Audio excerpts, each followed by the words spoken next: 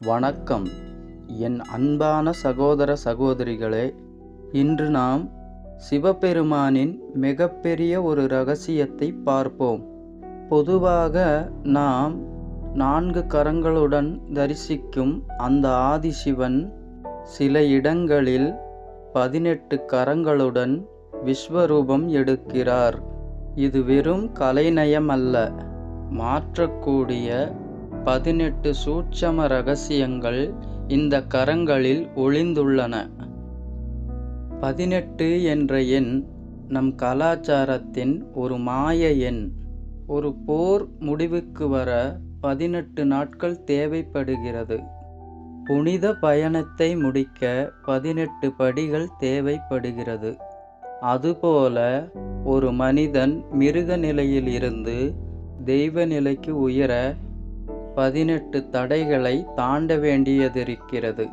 அந்த தடைகளை உடைக்கும் 18 கருவிகள் சிவனின் கரங்களில் இருக்கிறது.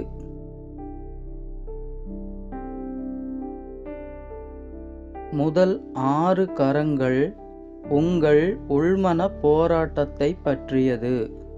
இதில் அபயமுத்திரை பயத்தை நீக்குகிறது. வரத முத்திரை அருளை வழங்குகிறது. இங்கு முக்கியமானது சிவபெருமான் ஏந்தியிருக்கும் மான். இதற்கு பின்னால் ஒரு அற்புதமான கதையுண்டு. முன்னொரு காலத்தில் தாருகா வனத்தில் வாழ்ந்த முனிவர்கள் தங்கள் அகங்காரத்தால் சிவனை அழிக்க நினைத்து ஒரு பெரிய மாயமானை ஏவி விட்டார்கள். அந்த மான் அதிவேகமாக வந்து உலகையே அச்சுறுத்தியது. ஆனால் ஈசன் சிரித்துக்கொண்டே அந்த மானை இடக்கையின் 2 விரலில் பற்றி பிடித்தார். இன்றும் அவர் கையில் இருக்கும் அந்த மான் எதை குறிக்கிறது தெரியுமா? ஒரு நொடி கூட ஓரிடத்தில் நிற்காத நம் மனம்தான் அந்த மான். அந்த மனதை இறைவனிடம் ஒப்படைத்தால் மட்டுமே அமைதி கிடைக்கும் என்பதை இது உணர்த்துகிறது. அத்தோடு மழு என்கிற கோடாரி உங்கள் அஞ்ஞானத்தை வெட்டுகிறது. அக்கினி தீயவற்றை எரிக்கிறது. நாகம் காலத்தை ஆள கற்றுத்தருகிறது.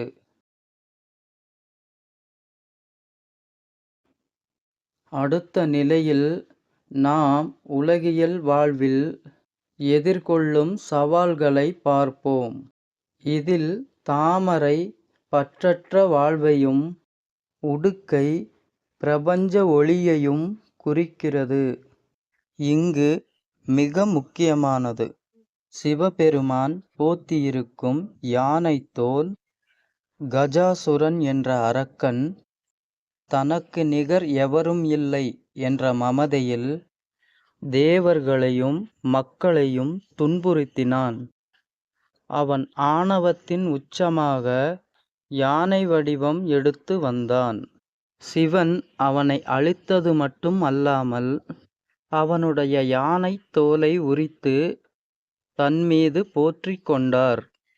இது நமக்கு சொல்லும் செய்தி என்னவென்றால், ஒருவன் எவ்வளவு பெரிய பலசாலியாக இருந்தாலும் நான் என்ற அகங்காரம் இருந்தால் அவன் அழிவது நிச்சயம். உங்கள் அகங்காரத்தை உரித்து எடுத்தால் ஒளியாய் நீங்கள் உண்மையான சிவனை அடைய முடியும். அத்தோடு சூலம் நம் மும்மலங்களையும் அழிக்கிறது. கபாலம் மரணத்தின் நிலைமையை நினைவூட்டுகிறது.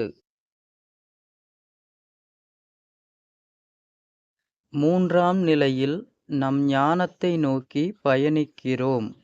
சிவபெருமானின் கையிலிருக்கும் மண்டையோடு அல்லது கபாலம் ஒரு வசீகரமான இரகசியம். ஆரம்பத்தில் பிரம்மாவுக்கு 5 தலைகள் இருந்தன.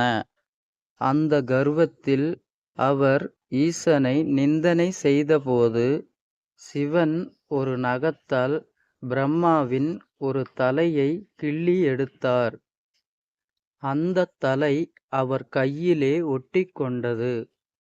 இது பிரம்ம கபாலம் என்று அழைக்கப்படுகிறது. படைக்கும் கடவுளுக்கே கர்வம் வந்தால் அறிவு பறிபோகும் என்பதே இதன் தத்துவம். நாம் எவ்வளவு படித்திருந்தாலும் பணிவு இல்லையெனில் அது வீண். அத்தோடு அஞ்சலி முத்திரை பணிவையும் தண்டம் நீதியையும் ஆக்ஞா சக்கரம் இறையாணையையும் உணர்த்துகின்றன. நம்மிடம் இருக்கும் பாசக்கயிறு உலக பற்றுக்களை குறைக்கின்றன. அதை அறுப்பதே விடுதலை.